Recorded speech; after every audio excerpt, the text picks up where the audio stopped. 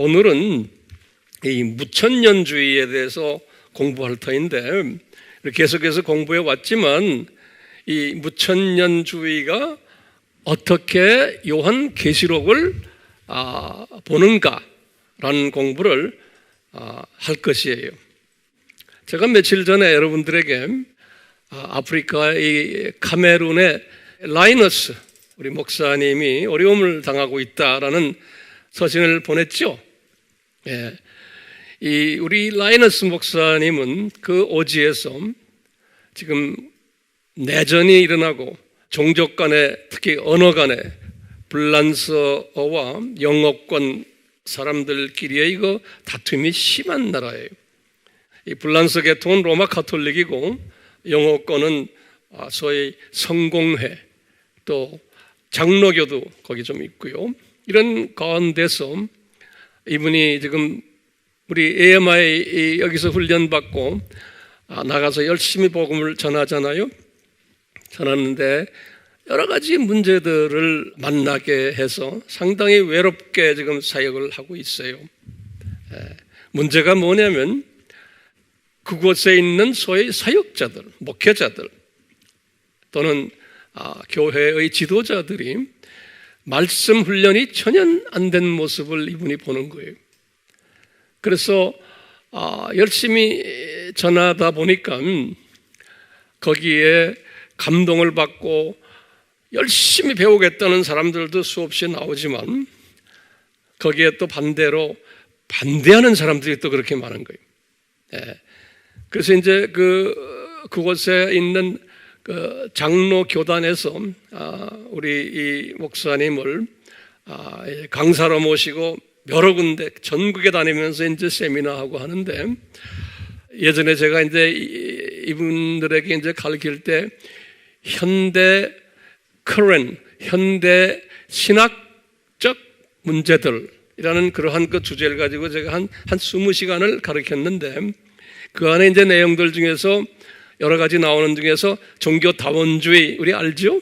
이런 부분들도 쭉 이제 설명하는 가운데 이분이 요새 와서 이제 그 부분을 열심히 지금 외치고 다니는데 장로 교단에서 몇몇 그 지도자 목사님들이 이분의 가르침에 동의를 하지 않고 덤벼드는 그러한 일들이 있어가지고 그 세미나 장소를 주지를 않으려고 하는 그런 어려움이 있어서 급하게 도움의 편지가 나한테 왔어요.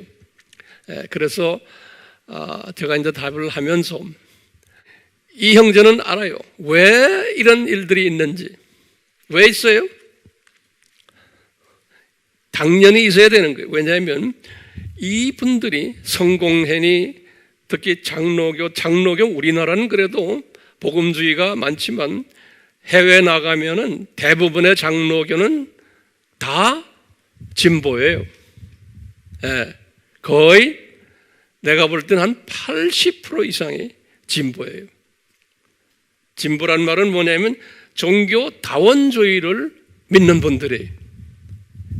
종교 다원주의란 게 뭐죠? 모든 종교는 다 같다라고 믿는 거예요. 이런 그 풍토 속에서 그렇지 않다라고 가서 이제 외치니까 핍박이 오겠죠. 그러니까 핍박이 오니까 이 형제가 거기서 견디기가 힘든 거예요.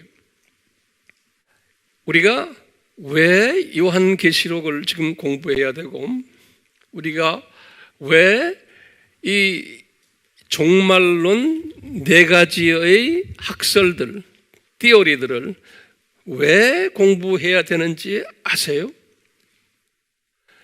왜냐하면 기독교 공동체 안에 이런 4종류의 크리스찬들이 존재하고 있다는 것을 우리가 알아야 돼요.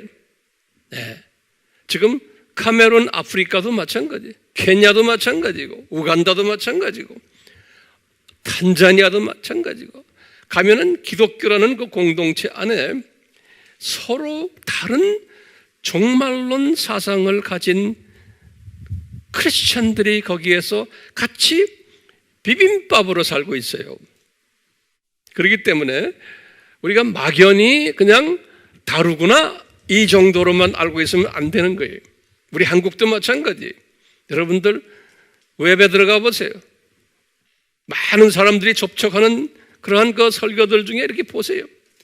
딱 보시면서 여러분들이 이분은 어느 신학 배경을 가지고 있구나. 이거 볼 수 있어요, 없어요? 예. 그것을 우리가 나쁘다고 이야기하는 게 아니고 이런 것을 볼 줄 아는 지혜를 가지셔야 돼요. 그 지혜를 가지기 위해서 우리가 지금 이런 공부를 하는 거예요. 실력을 키워야 돼요.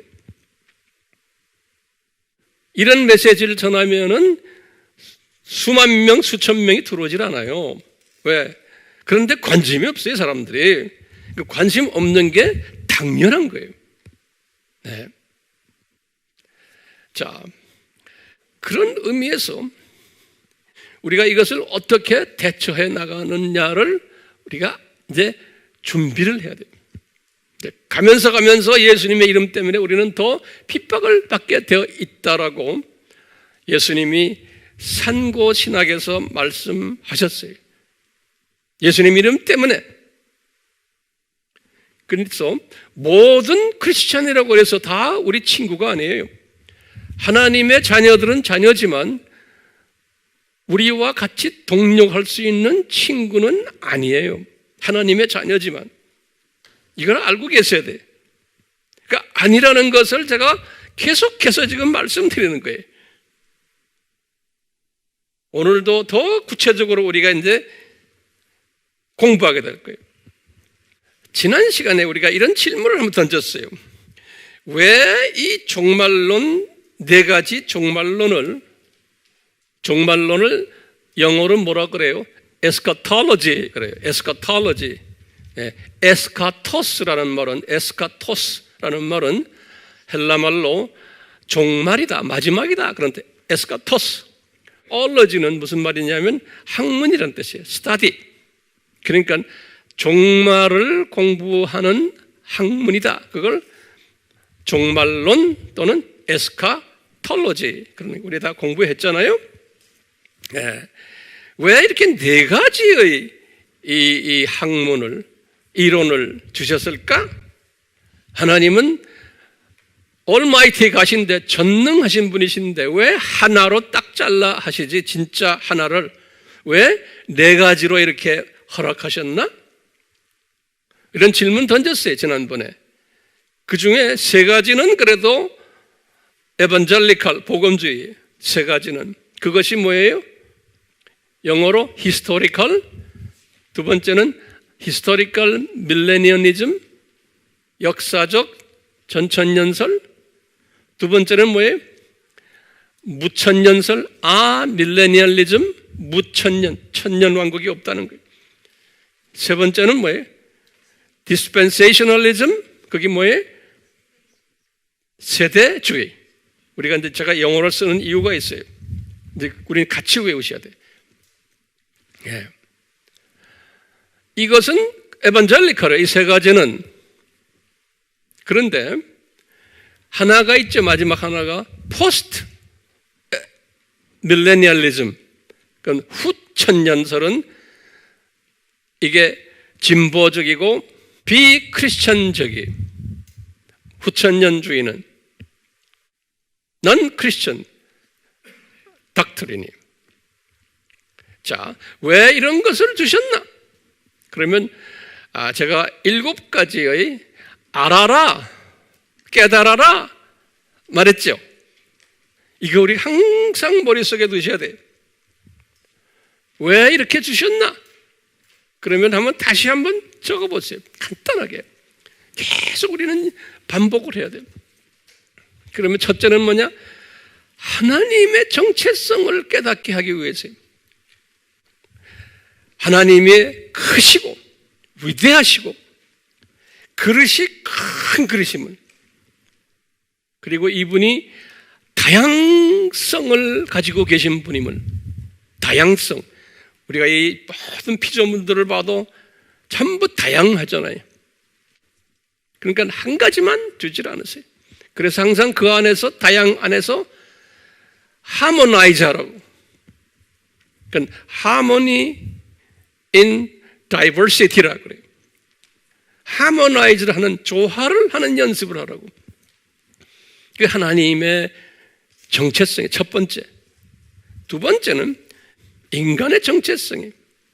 인간은 항상 한계가 있는, 리밋이 있는 존재예요. 그 다음에 인간은 weak해요. 나약해요. 인간은 small vessel이에요. 조그만 그릇이 적어요. 하나님에 비해서. 그렇기 때문에 인간이 그렇다는 것을 깨닫게 하기 위해서요. 그러니까 그걸 깨달아야 돼요. 이렇게 네 가지를 쫙 보시면서 이게 이런 걸 왜 주셨나? 이런 프로그램들을 왜 주셨나? 세 번째는 하나님의 자녀들에게 다른 분량의 은혜, 은사, 믿음을 주셨어요.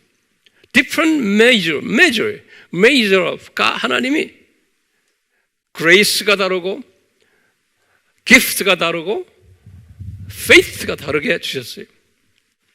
다 다른 거예요. 그걸 알아라고. 그러니까 나와 같지 않다는 것을 알아라고. 그거 우리가 굉장히 중요한 개념이에요. 이것을 알면 나와 다른 사람을 내가 안아줄 수 있어요. 이해할 수 있어요. 나와 다른 사람을. 우리가 이제 이런 걸 모르면, 이걸 묵상 안 하면 조금만 나와 다르면 그대로 그것을 나쁘다고 말하고 정죄하고 이래요. 예. 그러니까 우리가 지금 이 공부하는 목적 중에 하나가 이 비유를 독수리 비유로 만들기 위해서 우리가요. 그게 하나님의 비유예요. 그분의 사상이에요. 그분의 견해예요. 네 번째는 내가 알고 있는 것만이 진리가 아니라는 걸 깨달으라고.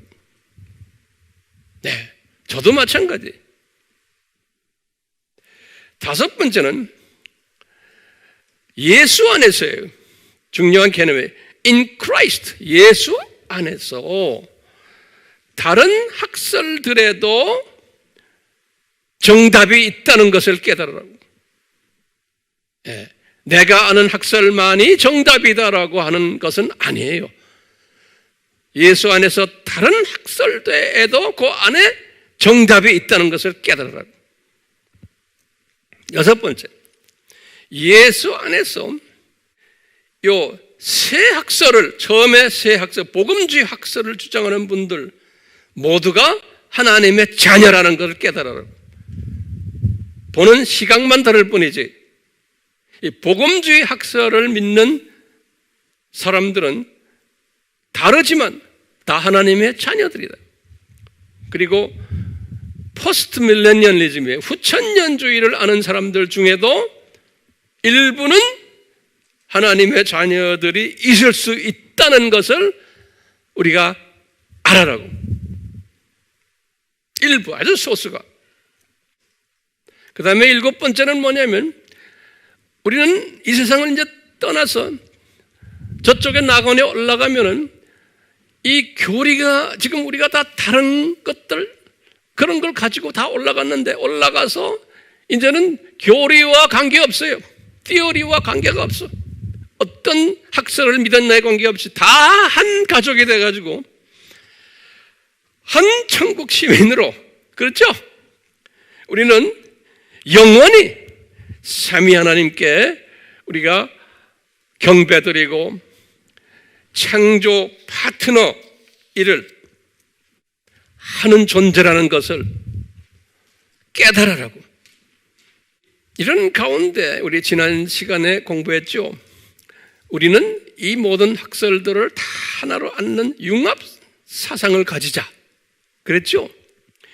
이 융합 사상을 가지는 사람은, 이 말은 뭐냐면 이 모든 이 네 가지 학설들이 다 하나님이 디자인하신 거구나 라는 사상을 가지는 사람은 내가 볼 때는 겸손한 사람이에요. 하나님께서 기뻐하시는 사람들이에요.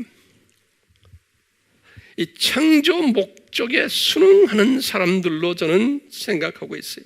왜? 하나님의 크신 그릇을 본 사람이기 때문에. 예? 그렇기 때문에 겸손하다는 말은 뭐냐면 다른 학설에서도 나에게 가르치는 것이 있다라고 그것을 깨달은 사람이. 또 우리가 지금 주로 공부하는 역사적 전천년설에 우리의 역사적 전천년설도 문제가 장점도 있고 단점이 있다라고 인정하는 사람들이. 제가 여러분들에게 역사적 전천년주의를 주로 많이 가르치지만 거기에도 단점이 있고 장점이 있다는 것을 우리가 인정해야 돼요. 우리가 지난번에도 공부했지만 전천년설, 역사적 전천년설 첫 500년 동안 거기에 장점도 있었지만 단점도 있은 것 우리가 발견했죠? 네, 1500년 동안. 자, 이제 그것 때문에 그 역사적 전천년주의의 그 문제점 때문에 하나님께서는 그것을 보완시켜 주시기 위해서 무천년주의를 하나님이 디자인하신 거예요. 무천년주의를. 항상 하나님의 특별한 계획 속에서 이런 일들을, 모든 일들을 하나님은 진행하세요. 그러니까 우리가요, 이런 독수리 시각을 가지지 않으면 내가 아는 것, 내가 선호하는 것만이다 라고 하면서 다른 것을 우리가 제쳐놓을 수 있는데 그러시면 안 돼요. 자, 오늘은 그래서요, 하나님이 이 무천년주의를 우리에게 주셨는데 이 무천년주의는 장점이 많아요. 또 문제점도 있어요. 이 두 가지를 간단하게 오늘 좀 설명해 주려 그래요. 우리 다시 한번 정리해 보세요. 이 무천년주의를 우리가 공부할 때 첫 번째, 무천년주의는 언제 시작이 됐어요? 이러면 중세부터 시작해요. 미들 에이지부터. 자, 무천년주의를 뭐라고 그래요?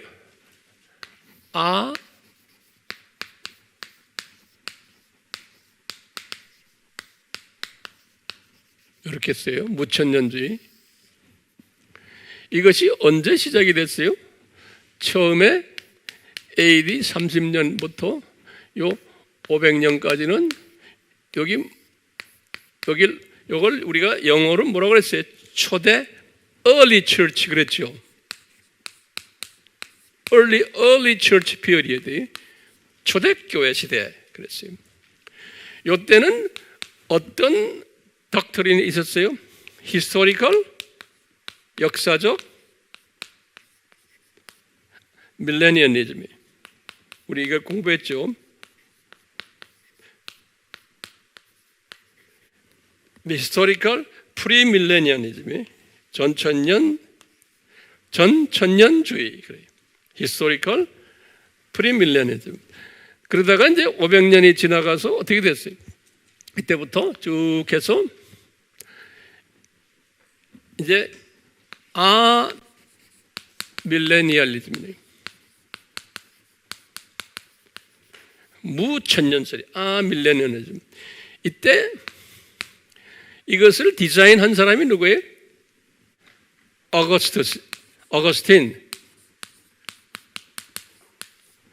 어거스틴이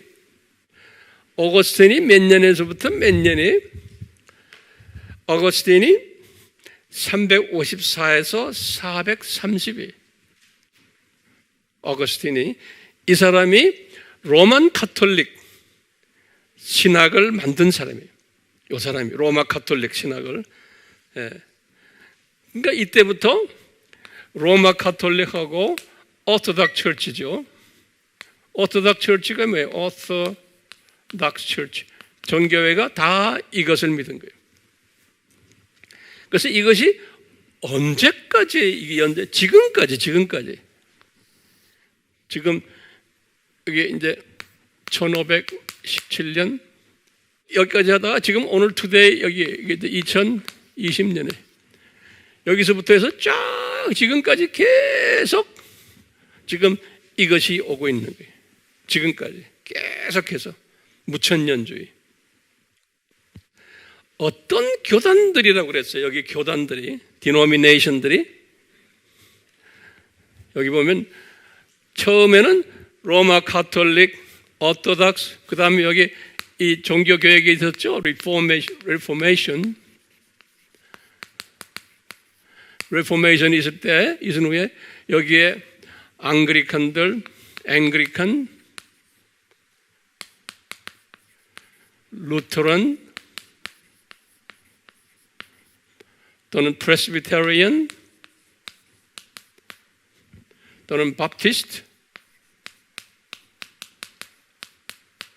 또는 congregation이라고 그래요. congregation 회중교회라고 그래요. 또는 메소디스트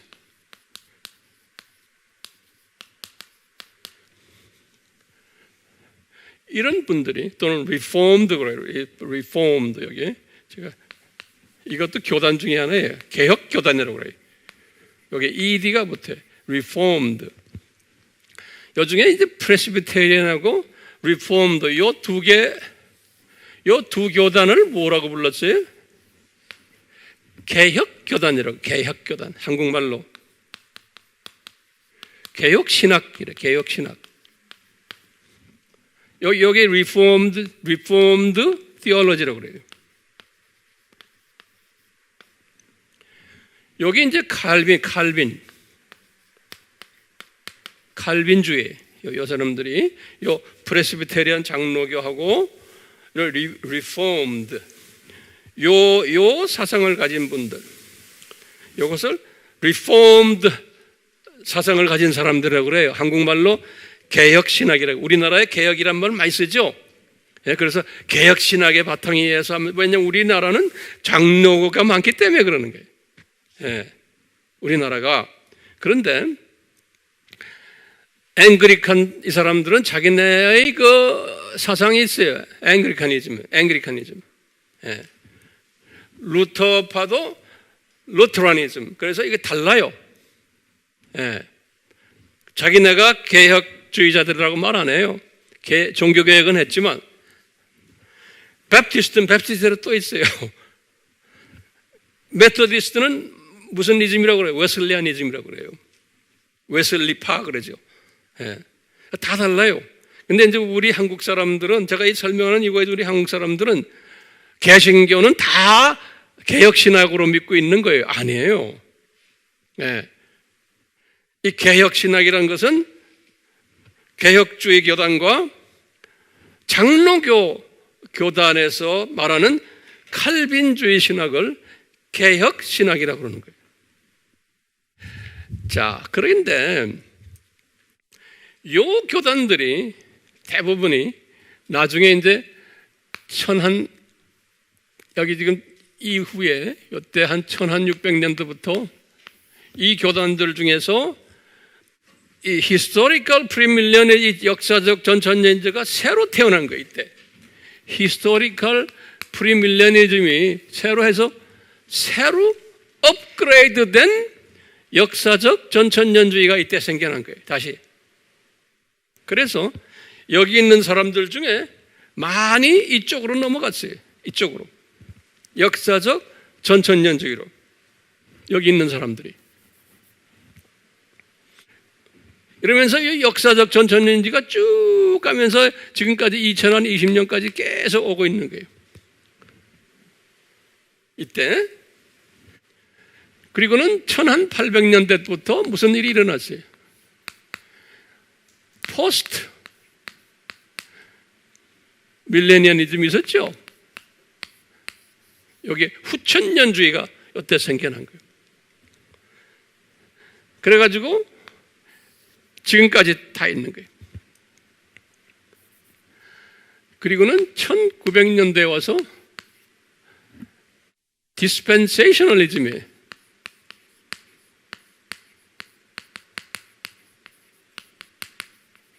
세대주의가 일어났어요. 그래가지고 이것이 계속해서 지금 있는 거예요. 그러니까 보세요. 처음에 히스토리컬 있다가 500년대에 없어지고, 그리고는 아밀이 생겼다가 지금까지 쫙 오고 있고, 그러다가 종교개혁 이후에 히스토리컬이 다시 만들어져 가지고 지금까지 쫙 있고, 1800년대에 와서 후천년이 또 나타났는데 후천년이 지금까지 쫙 없고, 그리고 1900년대에 와서 세대주의가 나와가지고 또 있는 거예요. 그러니까 오늘날 지금 이렇게 쭉 가고 있는 거예요. 오케이? 그래서 우리가 오늘은 무슨 이야기를 하려면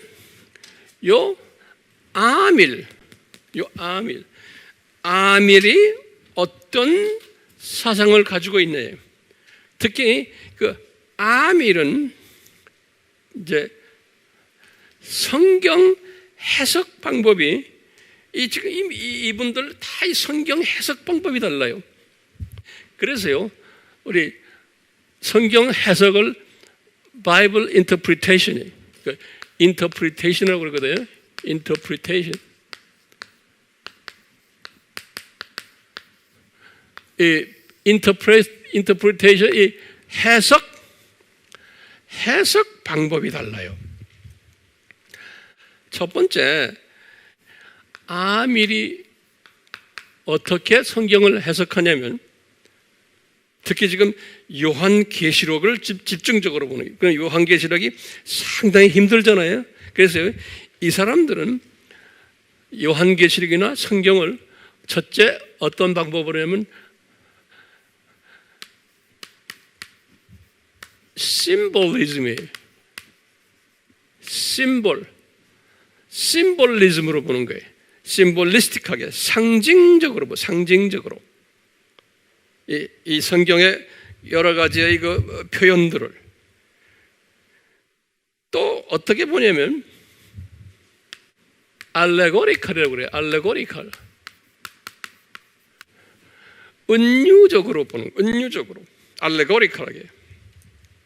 요 알레고리는 항상 이게 그릭, 히랍 철학에서 나오고 히랍 문화에서 나오는 히랍적 사고방식이에요.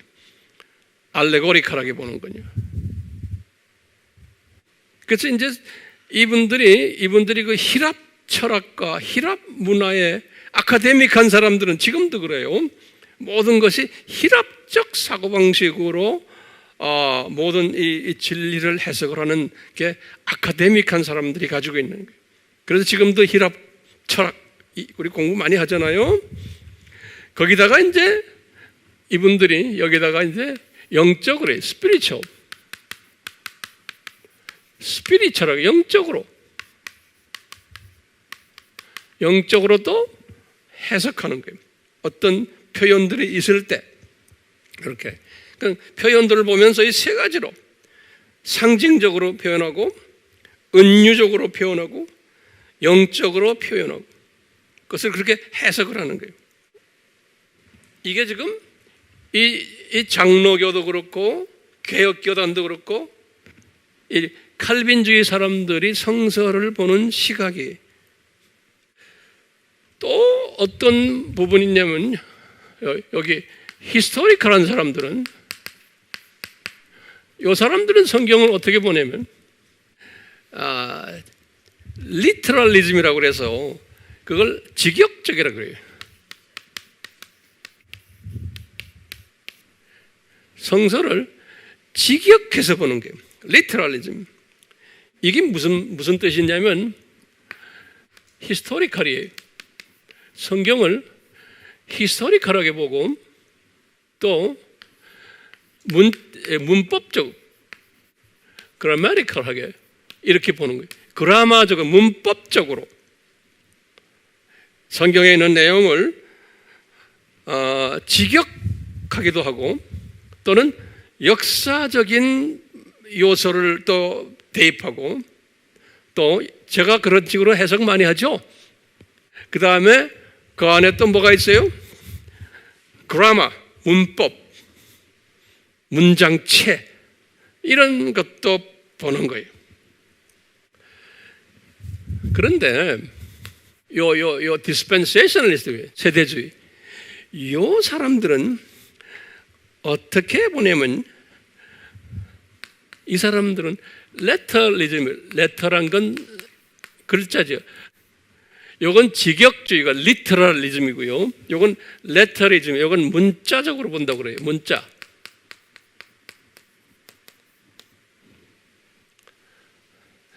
근데 문자가 예를 들어서 문자가 있으면은 그 문자 그대로 보는 거예요. 그대로. 그러니까 여기에도 이 히스토리컬에도 여기 네 번째 여기 지금 스피리추얼이죠. 스피리추얼이 들어 있고 오케이. 이 레터 문자적으로 그대로 보는 그 사상이 뭐냐면 그게 유대 사상이에요. 그래서 유대인들은 문자 그대로 하는 거예요. 그렇죠? 예컨대 우리 신명기 6장에 보면 이 하나님의 말씀을 문지방에도 벽에도 대고 이마에도 달고 다니고 뭐 하라고 지금 유대인들 그렇게 하는 거 문자적으로 그대로 하는 거 보죠? 그대로 한다. 그대로. 그것을 letterism이라고 그래요. letter란 말 알잖아요. 우리 편지, 글. 그렇기 때문에 이 사람들은요, 이 사상은 유대 사상이에요. 유대 사상이에요. 그러니까 이거 보시면 같은 성경을 보는데 성경을 보는 그 각도가 다른 각도가 분명히 이 사람들은 여기다가 이제 스피리추얼 영적인 것도 이제 다 가미돼요. 그러니까 영적인 것은 다 가미돼 있어요. 있는데 어디에 더 강조하느냐 여기에 차이가 나는 거예요. 그러니까 이렇게 보시면 참 우리 인간은 다양하죠. 예? 같은 하나님의 말씀인데 이렇게 다양하게 보는 거예요. 그러면서 그 안에서 자기의 깨달음을 하나님의 음성을 거기서 기다리는 거예요. 찾고 깨닫고. 그러니까 제가 볼 때 이 모든 방법이 다 우리에게는 소중해요? 안 소중해요? 우리에게 이게 다 소중한 거예요. 그래서 제가 융합, 홀리스틱이란 말이에요. 융합에는 전체를 보는 그걸 홀리스틱 그래요. 홀리스틱 뷰 그래요. 통째로 보는. 요즘 우리 자동차 하이브리드 그러죠.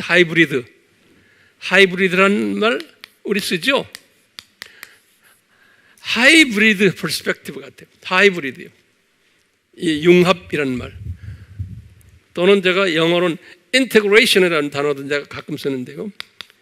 integration.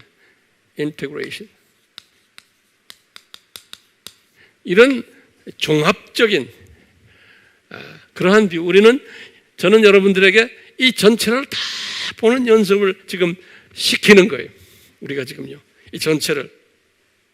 자, 우리가 지금 이 공부를 하고 있잖아요. 이 공부를. 이분들이 성경 해석을 이런 식으로 하는 거예요. 특징 중에 하나가. 그리고 이분들이 두 번째 특징이 있다면 우리 공부했어요. 뭐냐면 밀레니엄 킹덤을 밀레니엄 킹덤을 숫자적으로 안 보는 거예요. 그냥 숫자로. 뭐로 보는 거예요? 밀레니엄 킹덤을 예수님의 first coming과 second coming 그 사이의 긴 기간을 밀레니엄 킹덤이라고 그러는 거예요. 초림과 재림 사이의 긴 기간을 우리가 얼마나 긴지 몰라요. 그런데 히스토리컬한 사람들은 천년왕국을 그냥 천년으로 보는 거예요. 그렇죠? 요 디스펜세이셔널리스트도 천년을 그냥 실제 천년으로 보는 거예요. 이 천년을 보는 시각이 다른 거예요. 근데 이 천년을 보는 시각에 성경 어디를 이 사람들이 항상 이 세 그룹들이다. 이 네 그룹도 네 번째는 우리가 놔두고요. 이분들이 보는 성경 구절이 있어요. 그 성경 구절이 뭐냐면 우리 계시록 20장이 1절에서 7절이 여기에 이제 나오는 이야기 때문에 그런 거예요. 요한계시록 20장 1절에서부터 7절에 나오는 그 주님의 말씀 때문에 그런 거예요. 이제 나중에 이제 우리가 요한계시록을 이제 하나 들어가서 다시 볼 때 제가 더 자세히 설명할 거예요. 지금 제가 이렇게 아웃라인만 설명하는데요. 여러분들이 가르칠 때도 마찬가지예요. 아웃라인을 먼저 설명해 줘야 돼요. 그러니까 굉장히 복잡한 내용들이 안에 숨겨져 있기 때문에 요한계시록 20장 1절에서부터 7절 이야기가 무슨 이야기입니까? 미가엘 천사가 와가지고 사탄을 잡아가지고 무정에게 몇 년 동안 집어넣는다고 그랬어요? 1000년 동안 집어넣는다 그런 말이 있어요. 정확하게 그것을 문자적으로 보는 그룹들이 있고 1000년이란 걸 그것을 상징적으로 보는 그룹들인 거예요.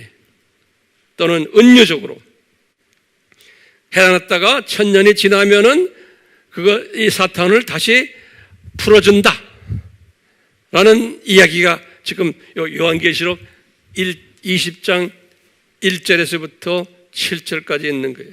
그렇기 때문에 이 그룹들이 최소한 이 세 그룹들이 이것을 어떻게 해석하냐에 따라서 이렇게 막 갈라지는 거예요. 그래서 이제 나중에 내가 이제 요한계시록 20장에 들어가서 이제 제가 자세히 설명드릴 거예요. 이것이 어떻게 서로 다르게 해석하느냐. 지금은 하면 복잡해져서 안 돼. 그러면 이제 요 무천년주의 아밀의 요한계시록을 어떻게 보느냐. 요걸 이제 제가 이제 이 시간에 간단하게 설명해 드릴 거예요. 근데 우리 중요한 개념이 뭐냐면 요 아밀이 여기 예수님의 초림부터 second coming 요 기간을 이게 얼마나 오래됐냐? 굉장히 긴 기간이에요. long period이에요. 요 기간을. 아밀은 그렇게 보죠. 근데 요 기간, 지금부터 잘 들으세요. 요 기간을 이분들은 지금 아밀 이야기합니다. 이분들이 요 기간을 부르는 이름들이 많아요. 그렇기 때문에요. 지금 요거 잘 들으세요. 요 기간을 이분들이 부를 때 this period를요. 오케이? 이것을 Kingdom of God 그런다고요. 하나님의 나라. Kingdom of God이라고 부른다고요. 하나님의 나라. 우리가 보는 하나님의 나라하고 달라요. 우리는 어떻게 봐요? 하나님의 나라를. 우리는 이렇게 보잖아요.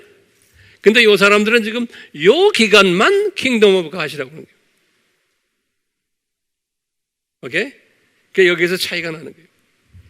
그리고는 요 기간을 또 뭐라고 부르냐면 Church period라고 Church. 교회 시대라고 그런다고요. 근데 이 교회라는 단어는 빌딩이 아니에요. 그러니까 이것은 뭐냐면 크리스천들이에요. 크리스천, 하나님의 자녀들이에요. 크리스천 스피리트 여기가 하나님의 자녀들, 교회. 또 이것을 뭐라고 부르냐면요, 적 그리스도 시대라고 그런다. 안티 크라이스트 시대라고 그러는 거예요. 적 그리스도 시대. 오케이. 그 다음에 또 뭐라고 부르냐면 요게 요 처치죠. 처치가 이 처치가 통치하는 시대다 그런 거예요. 다시 말하면 크리스천들이 룰링한 통치라는 말이죠. 룰링, 처치 룰링 피리어드. 이 시대가 교회가 통치한다는 단어를 많이 써요.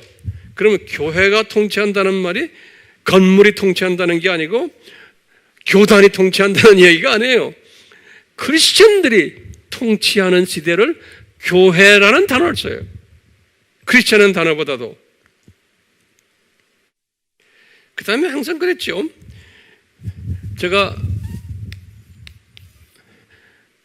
이런 단어를 썼어요. already라는 단어를 썼어요. 이미라는 단어, 이미. 예? 하나님의 나라가 여기 하나님의 킹덤 오브 갓이 already 일어났다는 거예요. 그래서 요때 이 first come already kingdom of God이 already begin started 했다는 거예요. 그런데 그것이 이미라는 한국말이 이미. 그런데 아직 끝나지 않았다. 하나님의 나라가. 그래서 not yet. 이걸 not yet을 한국말로 뭐라고 그랬어요? 아직, 이미, 이건 아직 끝나지 않았다. 이미 아직 개념이에요. 다시 말하면 하나님의 나라가 지금 하나님의 나라가 시작됐다는 거예요. 이 주후 30년에 예수님의 그 십자가 사건, 부활 사건, 이때 이미 하나님 나라가 시작이 됐다는 거예요. 지금 이런 개념이 아니에요. 우리가 지금 쓰는 이런 개념이 아니에요. 하나님 나라 개념이. 알겠어요? 그래서 하나님 나라가 이제 시작이 됐는데 not yet, 아직 끝나지 않았다. 그런 게. 끝나는 게 언제예요? 이때 예수님이 재림하시면은 하나님 나라가 끝난다는 거예요. 이 개념이에요. 예수님이 재림하시면은 하나님 나라가 끝난다. 그러니까 재림이 되면은 예수님의 재림은 하나님 나라를 완성하는 개념이에요. 그래서 우리 한국 사람들이 이런 말을 많이 써요. 우리가 하나님 나라를 완성하기 위해서 우리가 선교합시다. 그러는 거예요. 그런 말 들었어요? 또는 하나님 나라를 확장하기 위해서 우리가 선교합시다 그래요. 그러면 하나님 나라가 이렇게 지금은 좁나요? 그런 개념이 아니에요. 하나님 나라를 끝내기 위해서, 오케이? 그런 개념이에요. 그래서 우리가 선교합시다. 우리 한국 사람들은 이 단어에 굉장히 익숙해요. 왜냐하면 이 개혁주의 이 가르침들이 있기 때문에 그래요. 제가 이게 좋다 나쁘다가 아니에요. 이 사상을 아셔야 돼요. 그렇기 때문에 다시 말하면 하나님 나라는 이 세상 교회 시대를 말하는 거예요. 오케이? 그 다음에 중요한 게 있어요. 이제 요한계시록에서 지금 요한계시록을 이제 좀 이따 제가 간단히 볼 텐데요. 요 시대에 우리가 6개의 인이 있었어요. seals. 6개의 인들. 6개의 인이 이 시대에 있었던 거라는, 이 시대에. 다시 말하면 6개의 인들이 이 시대에 계속해서 있어 왔다는 거예요. 제가 그렇게 가르쳤죠? 여러분들에게. 그렇죠? 예. 가면서 그것이 더 발전된다고 그랬죠. 그러니까 제가 이 무천년주의 가르침과 역사적 가르침을 지금 이렇게 비빔밥 만들고 있어요. 왜냐하면 이게 비빔밥이 돼야 돼요. 그래서 이 6개의 인시대가 교회 시대라는 거예요. 근데 이 일부 전천년주의자들과 또는 이 세대주의자들은 요 6개의 인은 예수님 재림 직전에만 일어나는 거라고 보는 사상이 또 많아요. 재림 직전에만 일어나는. 저는 그렇게 안 봐요. 저는 무천년주의 그쪽에 내가 동의를 해요. 교회 시대 전반에 일어나는 거예요. 전반에. 그러면서 재림 직전에는 더 심하게, 우리 산고신학 기억나시죠? 예. 그렇기 때문에 이분들도 똑같이 산고신학을 믿어요. 자, 그 다음에 6seal이라고 그러지만 7seal 미안해요. 또 7개의 트럼펫이 있어요. 이 7개의 트럼펫 시대도 이때 똑같은 거예요. 7개의 인과 7개의 트럼펫 똑같은데 약간 발전된 다른 모습으로 나타난 것이 트럼펫이라는 거예요. 그 다음에 8번째로 7개의 대접이 있어요. 대접. 이것도 똑같이 이 시대에 일어나는 거예요. 종말 직전에 있는 게 아니고, 그래서 이 7개의 잔은 트럼펫에서 또 발전해가지고 다른 모습으로 보여주는 게 7개의 잔 시대라는 거예요. 그러니까 이분들은 뭘 다 믿냐면 산고, birth pain이죠. 산고 신학을 믿어요. 우리처럼, 저처럼. 이 산고 신학은 뭐예요? 예수님의 재림 전에 이 초림부터 재림 사이에 아픔이, 복음의 아픔, gospel pain, 자연 pain, nature, 자연이 pain을 당하고 고통을 당하고, and society, 사회가, economy, 경제가, 또는 family가 깨어지고, 이 culture, 문화적인 깨어지는 게 나오고, 그 아픔이 있고, 이런 것들이 있는데, 이것이 꼭 예수님 재림 직전에만 있는 게 아니고 초림 때부터 시작해서 쭉 이사 왔다는 거예요.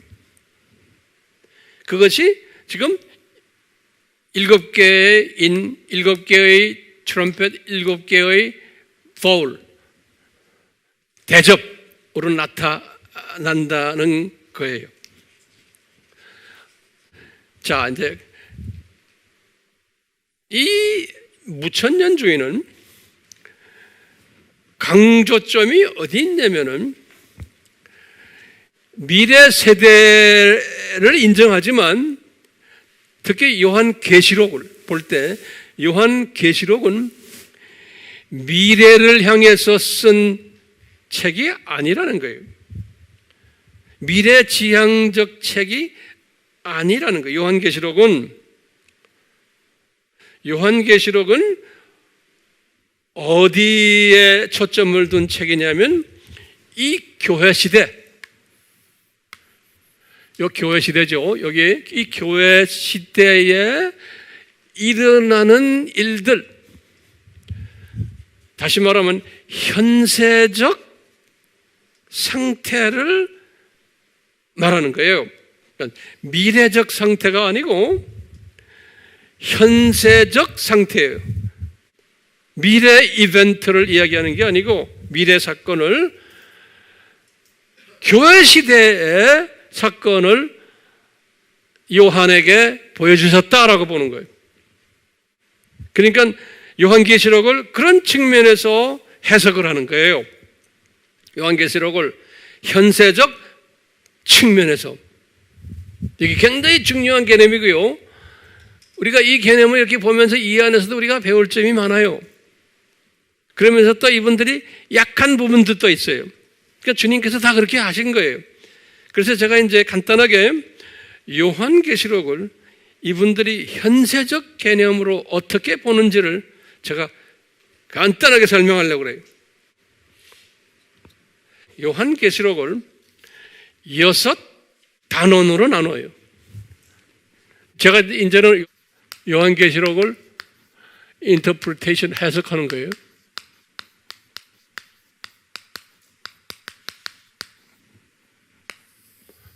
이분들이 이걸 6 섹션으로 나눠요. 요한계시록을 6단원으로 나눠요. 단원으로. 요거 이제 잘 기억하세요. 첫 번째 단원이 뭐냐면, 첫 번째가 챕터 1이 이 1장은 계시록을 왜 기록했나? 계시록을 기록한 purpose and motive, 동기, 이것을 이야기한다 그래요. 목적과 동기가 뭐다라는 것을 알려주는 이야기가 챕터 1이라는 거예요. 두 번째는 우리 유명한 2장과 3장이죠.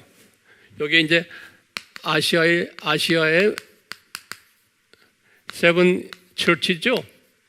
요 아시아의 7교회는 요 교회 시대에 있는 7가지의 교회 스타일을 이야기하는 거예요.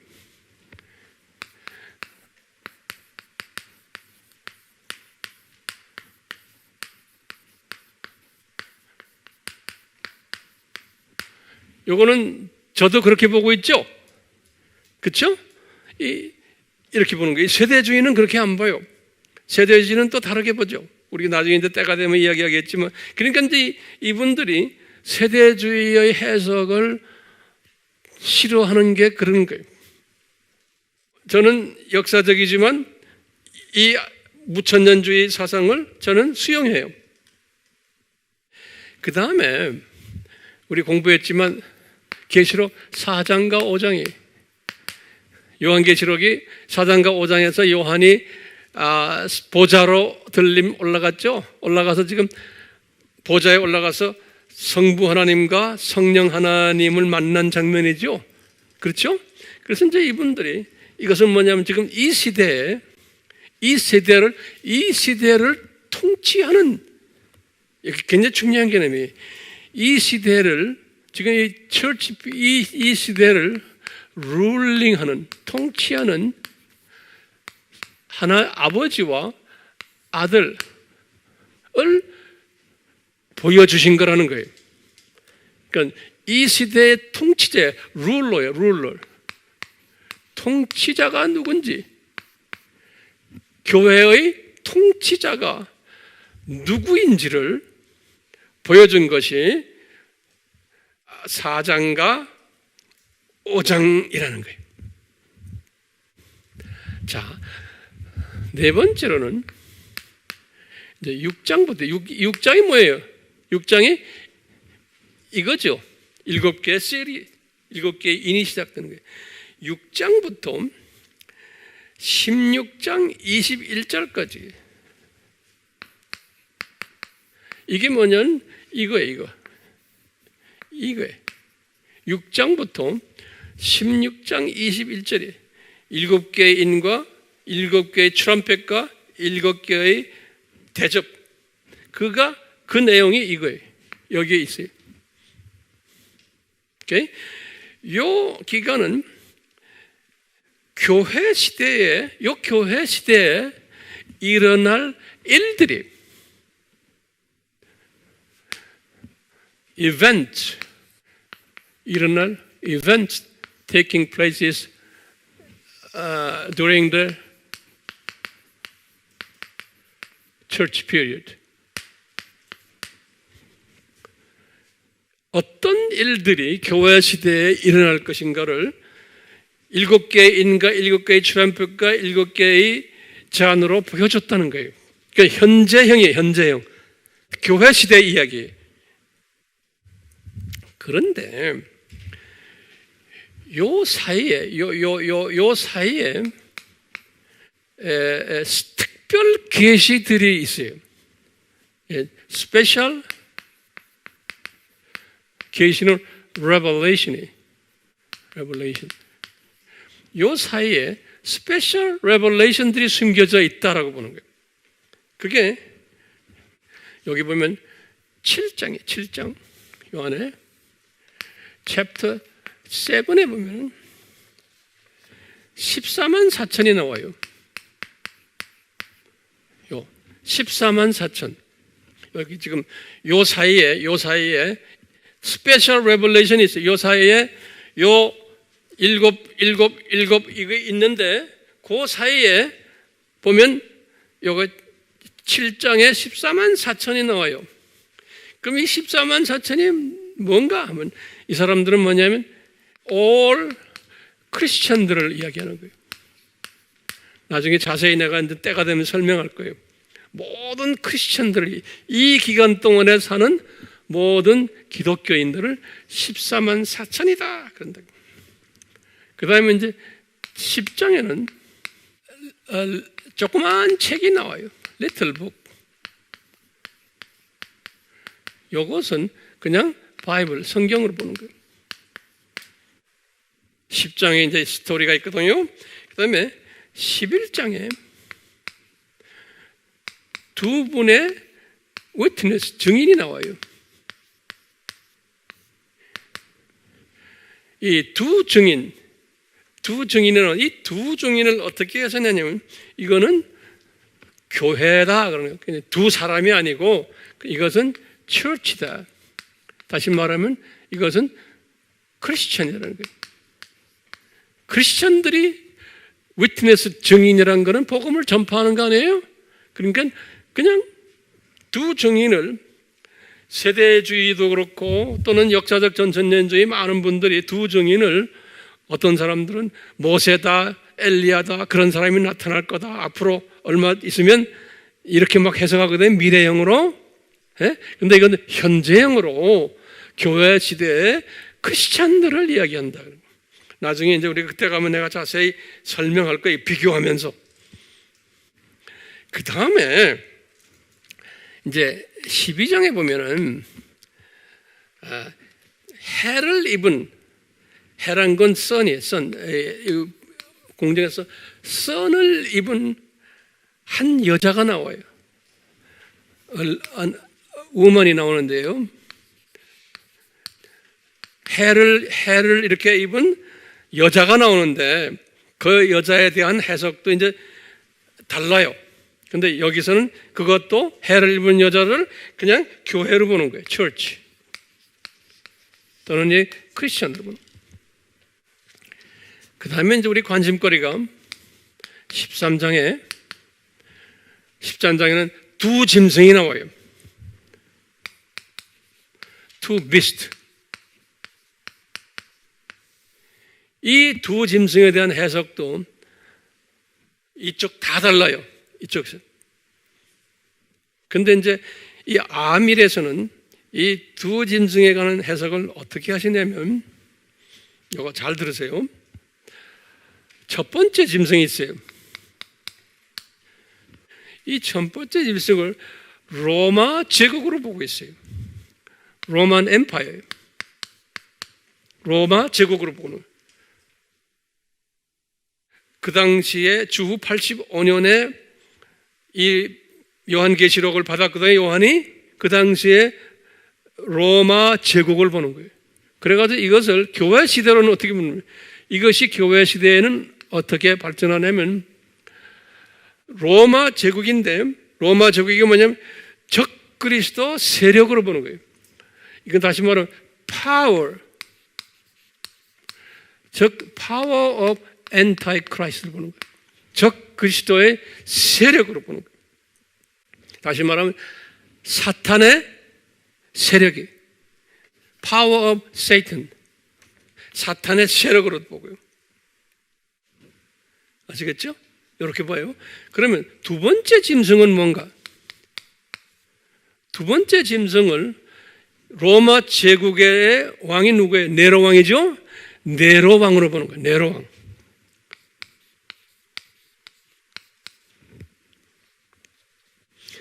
요 네로 왕으로 보면서 우리 666 알죠? 그러니까 666이라는 게 사람의 숫자이기 때문에 요 666이 여기 네로라는 거예요. 네로가 666이라는 거예요. 네로가 666인데 666이 누구냐면 이걸 이제 영성화시키고 상징화시키게 뭐냐면 그것이 큰 성 바벨론이라는 거예요. The Great, Babylon the Great. 이 네로가 666이 이것이 큰 음녀라는 거예요. Great Herod, prostitute. 요 네로가. 예. 그것을 더 이제 해가지고 뭐냐면 마모니즘이에요. 다시 말하면 자본주의, 커머셜리즘, 마모니즘, 돈 사랑하는, 돈이 우상이 되는 여기까지 나오군요. 그 다음에 이걸 어디까지 보냐면 이게 사탄의 자녀들까지 다 보는 거예요. 사탄 children들이. 로마 제국에 사는, 로마 제국 안에 네로가 있고 네로의 집에 있는 로마 백성들, 그래서 사탄의 자녀들까지 해석하는 거예요. 예. 그러니까 두 짐승을 이렇게 해석하는 거예요. 두 짐승을. 그러니까 오늘날 일루미나티다, 프리메이슨이다, 이런 거 믿지 않아요. 그래서 여러분들 웹에 보면 66 중에서 그게 누구냐 여러 가지 나오잖아요. 이 그룹들은 그것을 문자적으로 보는 게 아니에요. 그 당시에 현세적으로. 그렇기 때문에 이 로만 엠파이어가 이때 영적으로 상징적으로 존재하고 있다는 거예요. 지금도 우리도 지금 로만 엠파이어의 그 사상 속에 있다는 거예요. 그리고는 그 밑에 있는 네로 왕 스타일의, 네로 왕이 뭐예요? 로만 엠파이어를 섬겼던 분 아니에요? 그렇기 때문에 이 교회 시대 안에 이것이 항상 있어 왔다는 거예요. 두 짐승이.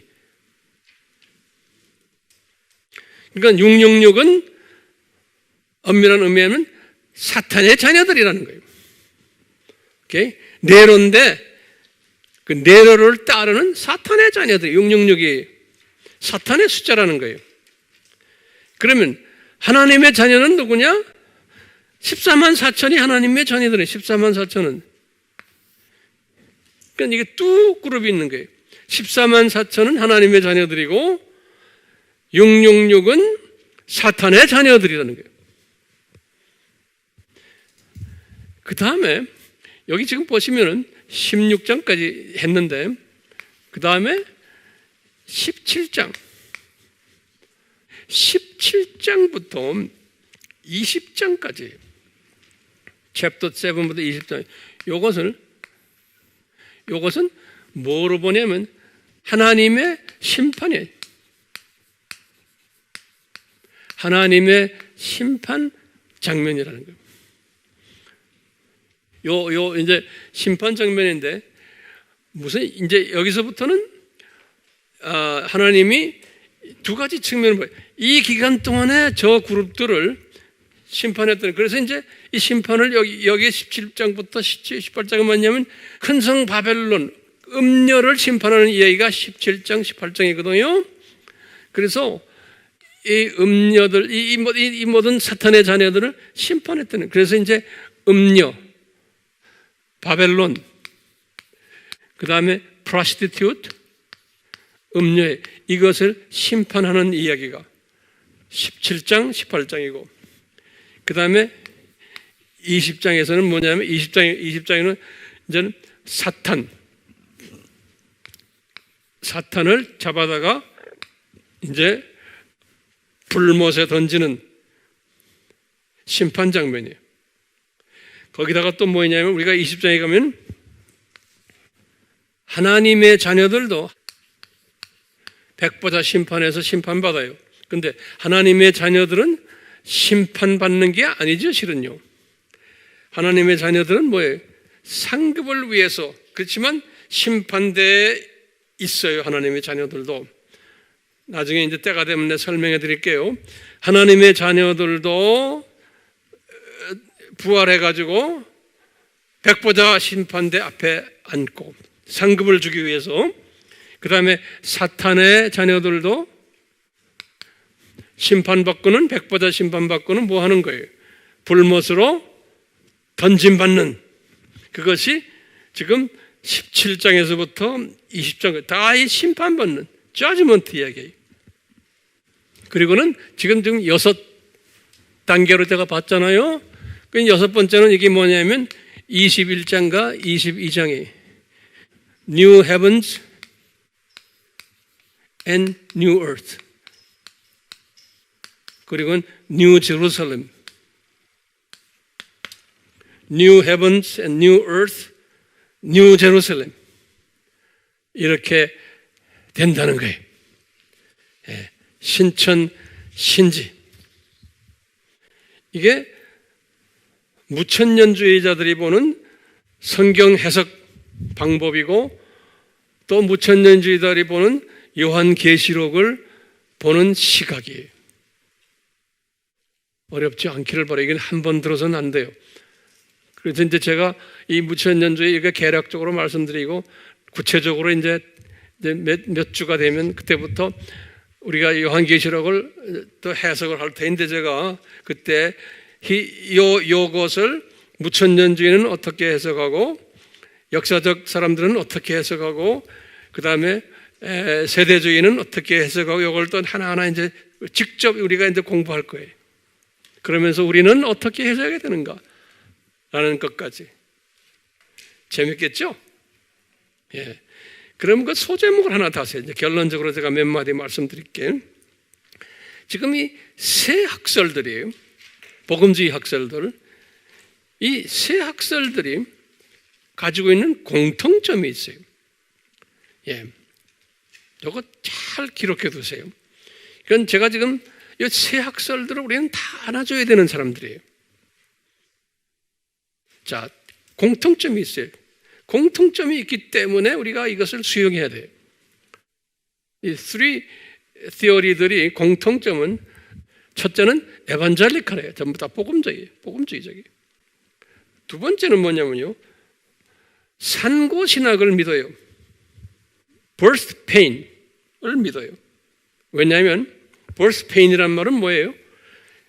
예수님 재림 전에 이 세상이 점점점 나빠질 것, 그걸 믿는 거예요. 그것을 우리 공부할 때 뭐라고 했어요? 비관적인 견해다 그랬죠? pessimistic view, 비관적으로 보는 거예요.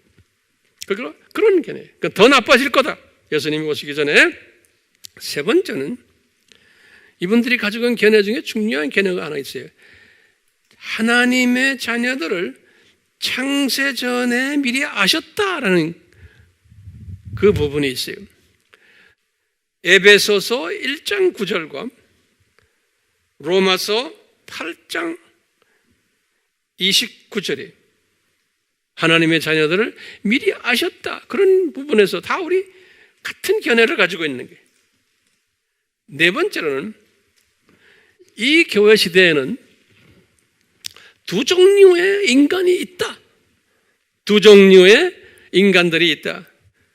Satan children과 God's children이 있다는 것도 우리 다 공통점을 가지고 있어요. 그 다음에 다섯 번째로는 이 세상에는 두 종류의 파워들이 있다. Two kinds of power가 있다는 거예요. The Holy Spirit and Satan's Spirit. 두 파워가 있다는 것도 우리는 같은 견해를 가지고 있는 거예요. 또 여섯 번째로는 이 교회 시대에 적그리스도 세력이 있다는 거예요. 그냥 가짜 Antichrist, False Christ가 있다라는 거예요. 그런데 한두 명의 여러 개, many false Christ가 있다는 것도 다 동의하는 거예요. 일곱 번째로는 언제 예수님이 재림해 오느냐 할 때 언제 재림하느냐? 하나님의 예정된 하나님의 자녀들이 찼을 때, 하나님의 예정된 사람들이 찼을 때 예수님이 재림해 온다는 것도 다 공통적으로 같이 믿고 있는 거예요. 그 다음에 여덟 번째는 심판자가 예수님이라는 것도 다 믿고 있는 거예요. 심판자가 예수님이라는 거예요. 그래서 우리가 사도신경을 고백하는 거예요. 다. Apostles' Creed에. 거기 보면 하나님 우편에 앉아 계시다가 예수님이 저리로서 산자와 죽은 자를 심판하러 오시니라. 그런 말 있죠? 그걸 우리가 다 믿는 거예요. 이 종말론만 다를 것 뿐이지. 그리고는 아홉 번째로는 심판 대상, 받을 대상도 두 그룹이에요. 하나님의 자녀들도 부활해서 요한복음 5장 29절에 보면 하나님의 자녀들도 부활해가지고 White Throne Judgment, 백보자 심판 앞에 서고 그래가지고 자기의 행위에 따라 이제 상급이 주어지는 거예요. 자기의 포지션이 주어진 행위에 따라서.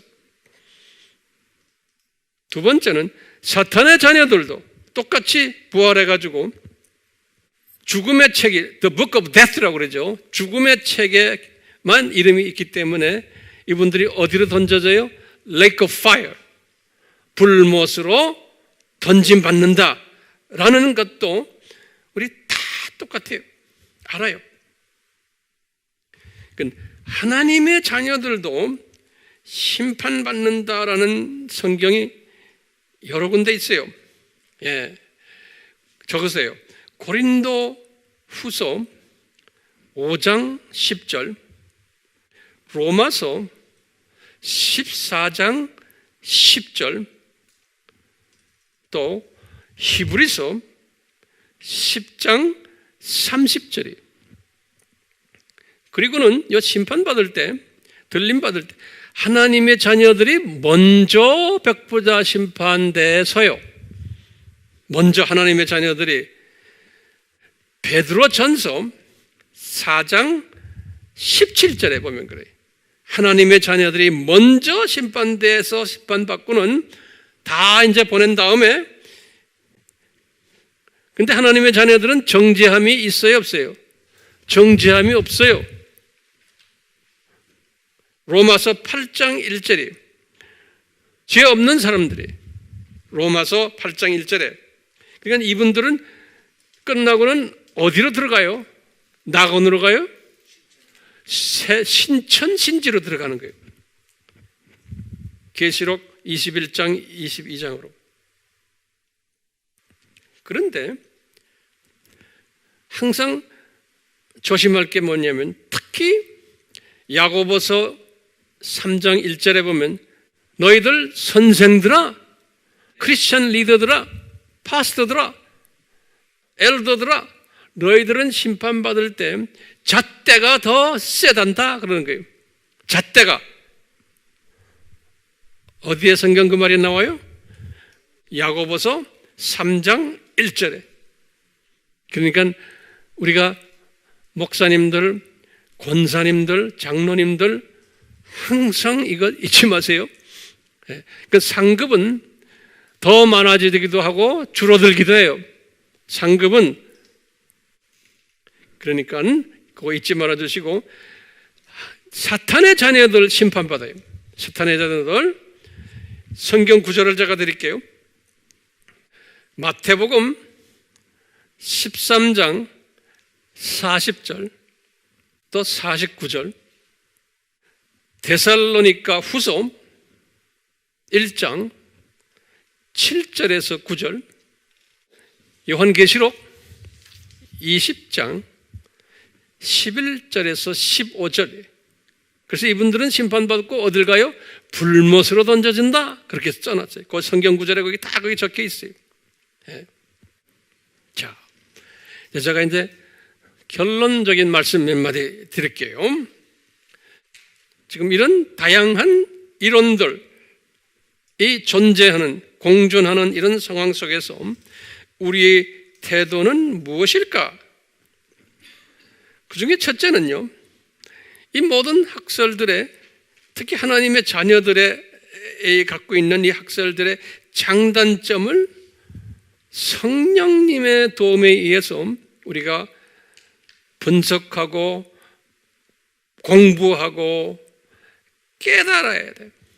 장단점을. 그래서 우리가 배울 것을 배워야 되는 그런 겸손한 마음을 가져야 돼요. 그렇기 때문에 이 새 학설들을 내가 나와 좀 다르다고 그래서 비평하면 안 돼. 또는 벽 안시하면 안 돼. 또는 거절하면 안 돼요. 또는 이단시하면 안 돼요.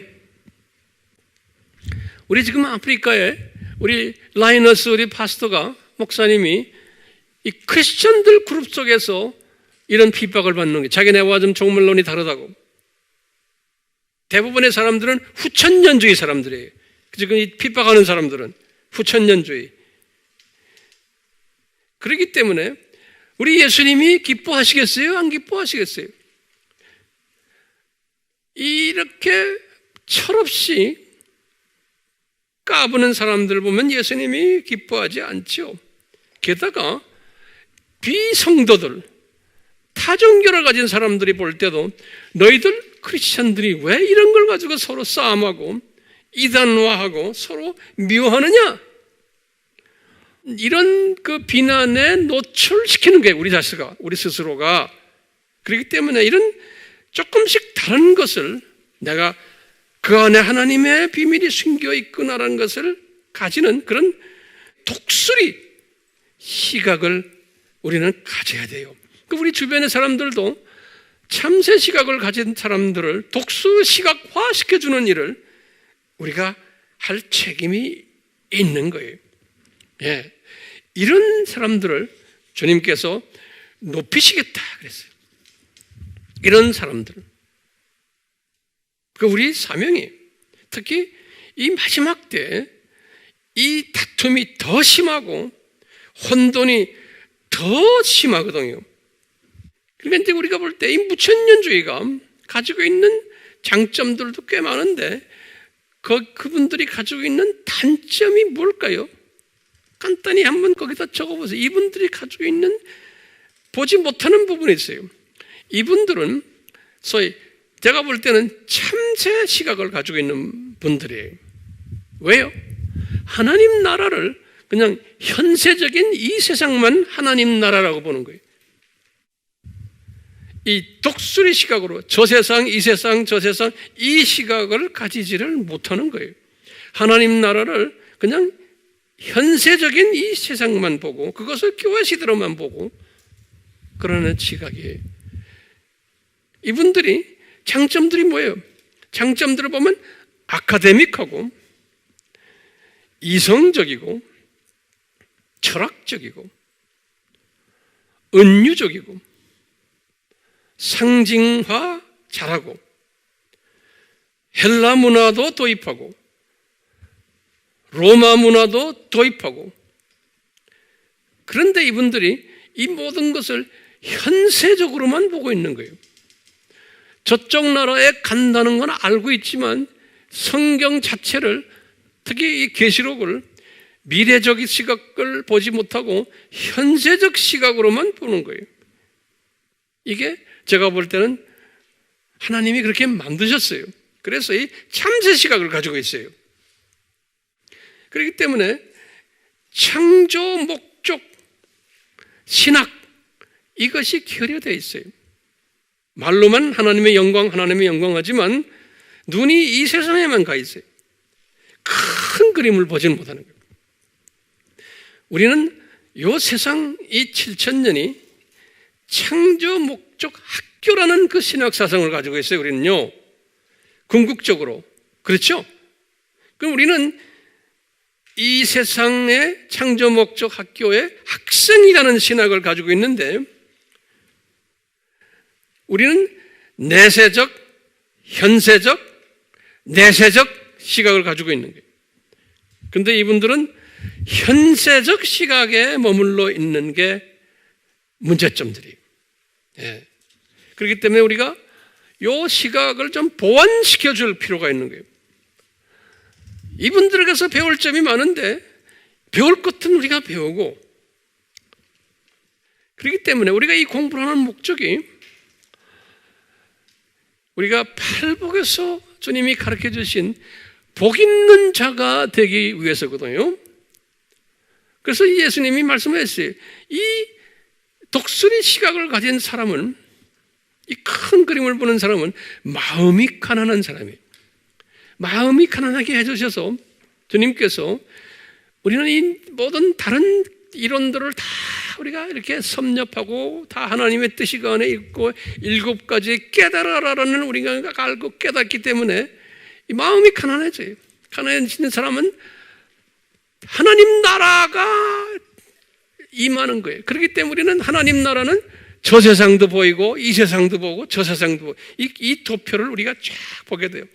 이런 사람은 항상 애통하게 되고, 애통하는 사람에게는 성령님의 위로가 임하고, 이런 사람은 항상 온유한 사람이, 예수님의 말씀에 순종하는 사람이, 이런 사람은 장차 저 나라에 가서 우리가 땅을 유업으로 받는 통치자의 블레싱을 받는 사람이, 이 복 있는 사람이에요.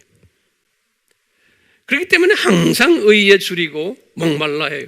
하나님의 말씀에 배고파하고 성령님의 물에, 생수에 우리가 목말라하고 배고파하고 목말라하고, 이러다 보니까 우리의 사고방식이 항상 극률한 마음이 들어오는 거예요. 모든 사람을 다 극률하게 봐주고, 나하고 이론이 다르다고 해서 배척하지 않고 극률히 보고, 극률한 자는 하나님이 나를 극률하게 보시는 거예요. 항상. 그게 복 있는 사람 아니에요?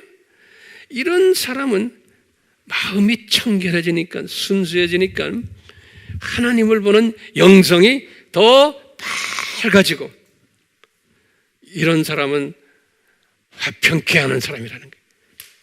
그러니까 우리는 지금 기독교 공동체 안에서 나와 다른 종말론을 가진 사람을 하나로 다 묶는 연습을, 그 일을 해야 되는 화평케 하는 사람이에요.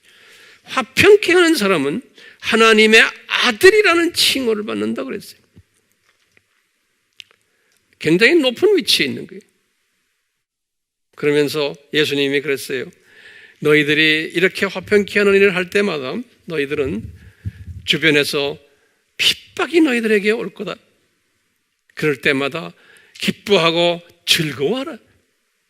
너의 상이 큼이라.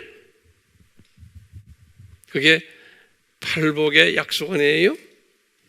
우리가 이 공부를 하는 목적이 이 팔복의 사람이 되는데 큰 도움이 되기 때문에 이 공부를 해가지고 우리는 이 전천후 시각을 가지고, 독수리 시각을 가지고 오늘 공부한 이 무천년주의 이 사람들의 장단점을 보고 그분들을 우리가 안아주고, 그분들을 통해서 우리가 또 성령님이 가르치는 것을 우리가 배우고, 약한 부분을 좀 도와주고, 이런 일들 합시다. 아멘. 예. 주여 도와주시옵소서. 성령님 도와주시옵소서. 성령님 우리에게 이 은혜를 주셔서 이 독수리 시각을 가지도록 은혜 베풀어 주시고, 지금 예수님의 재림이 가까운 이때 이 종말론 때문에 서로 다투는 사람들, 미워하는 사람들, 주여 화평을 깨는 사람들 주변에 너무나 많습니다. 주여 우리가 피스메이커가 되는 이 일에 사용받기를 원합니다. 이 메시지가 그런데 사용받을 수 있도록 주여 주님이 숨겨놓은 많은 주님의 백성들을 모아주시고 이 메시지를 보고 배울 수 있도록 만들어 주시옵소서. 예수님의 이름으로 기도드리옵나이다. 아멘. 우리 예수님의 무한하신 은혜와 하나님 아버지의 극진하신 사랑하심과 성령님의 우리의 발걸음 매일매일 인도하시며 주님의 영광을 위해서 피스메이커로 사용받기를 원하는 주님의 백성들을 위해 지금부터 영원히 함께할지어다. 아멘.